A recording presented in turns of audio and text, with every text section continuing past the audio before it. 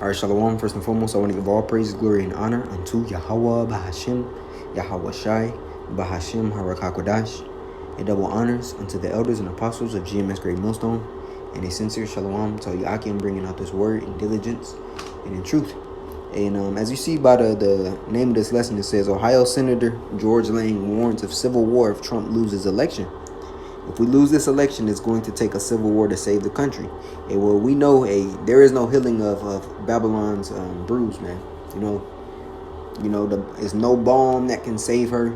And it's destined for this place to, go down in flames. Thus saith the scriptures. All right. So, as the scripture says in the book of Jeremiah, we would have healed Babylon, but she is not healed. Right. And it's the Lord's indignation, to bring judgment. It's like it's his pleasure to bring his fiery indignation upon this place. So I want to play this right here for you. Fight! Fight! Fight! We got time. Come on. Hey, we are in the fight for the soul of our nation. We are in a fight for our kids and our grandkids, a fight that we can never imagine. I believe wholeheartedly Donald Trump and Butler County's J.D. Vance are the last chance to save our country politically. I'm afraid if we lose this one, it's going to take a civil war to save the country, and it will be saved. It's the greatest experiment in the history of mankind. And if we come down to a civil war, I'm glad we got people like Schmitty and the Bikers for Trump on our side. And you heard him, man. Hey, one thing that stood out to me when he was speaking was the fact he said this experiment, right, instead of this election. And because ultimately, the elites, which really, they're just having the thoughts of their plans put into their mind by Yahweh Shemel Shai, right? Because they just work on the left-hand side. But nevertheless, the scriptures speak of civil war. Meaning, civil war is exactly what's going to happen, man. You ain't no shying away from prophecy. Ain't no turning it back. What the Lord declared was for the madness to happen, and guess what? You people are gonna have to live through it in your lifetime, man. Don't think that Jake like to use the excuse, I think something bad will happen, but not in my lifetime. All right. We gonna see. Read Ezekiel 12 about how this proverb is gonna cease amongst Israel. It's Matthew 24:12, and it reads, and because iniquity shall abound, the love of many shall wax cold. Right? I want to read it in another translation so I can see if it has anything else. It's Matthew 24:12 in NLT. It says, sin will be rampant everywhere, and the love of many will grow cold. It's better than the KJV. And because iniquity shall abound, the love of many shall wax cold. And what does that waxing cold mean, man? And you seen a preview of waxing cold when that the demic happened. And families were torn between those that were going to receive that juice versus those in their family that said, fuck it, man. And you seen how families distanced themselves from certain relatives. How they made it seem as if you were sick or sickly. How they casted you, made you basically reviled you.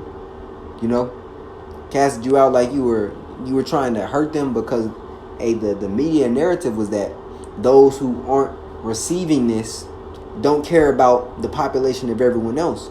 But here it is, this devil then tells you, after all you idiots take it, it's proven that it never stopped you from getting it. Matter of fact, a lot of the deaths that happened is because y'all actually got it. And then we told you, man, here at Great Millstone, we told you not to take that bolus, man. The scripture clearly tells us, never trust thine enemy, for like his iron rusteth, so does his wickedness. But anyways, y'all didn't listen. When it activates, and you receive the bad end of that, oh well, man. This is Luke 12, and I want to read this, right? This is Luke 12:52. It says, matter of fact, I'm going to start 51. Suppose ye that I come to give peace on earth, I tell you nay, but rather division. Ooh, I'm reading NLT. Do you think I have come to bring peace to the earth? No, I come to divide people against each other. Woo! From now on, families will be split apart, 3 in favor of me and 2 against, or 2 in favor and 3 against. father will be divided against son, and son against father, mother against daughter, and daughter against mother, and mother-in-law against daughter-in-law, and daughter-in-law against mother-in-law. Hey, so that right there shows you that split. Let me see. I want to look up this word really quick. I believe that it applies. Dissension. Yeah, it is. Here it is. Dissension. It says a disagreement that leads to discord. Right? A variance, a dispute, a conflict, difference of opinion, a rivalry, right? A wrangling. It says squabbling. That's what Jake says. Squabble, man. Which means to fight. A falling out. This is exactly what happened. A dissension. And the Lord is bringing another one through the political means. Hey, everybody is choosing a side, whether it be red or blue, left or right. Even though no side is for your benefit, it's all just to appease your mind, to believe that you have the illusion of choice. When in all reality, both sides want the same outcome, which is a new industrial revolution, in which it's slowly transferred, to a technocracy, to a biohacking world, which means it merges a man with machine, and that you'll completely be monitored. And Esau is going to have that view and that scope on you all day, as if he's a god, man, because he wants to be as if it's like he wants to be like Yahweh Shai, man, right? So and that also goes back to that Revelation 13 where it says, and he had two horns and he spake as a lamb, right? The two horns represent the two parties, really the ancient plebeians and patricians, which are now your modern day Democrats and Republicans. It says, and he spake as and he had two horns like a lamb, but he spake as a dragon, right? And you're gonna see that draconian measure soon, man. And when he lets off all his, everything that he has in the chamber, because he's still signing a bunch of executive orders and certain bills, whether it's to take your guns, whether it's to stop you from rallying, and because he did put that out. A lot of people have forgotten about that. But if rallies start getting chaotic, Esau can start taking people to jail and start shooting. Talking about the police. And Trump is saying what? I'm giving full immunity. Hey, so it's about to get very chaotic and hectic here, man. And you people have no clue what was going to befall you. Especially those of you that aren't watching and those of you that aren't repenting.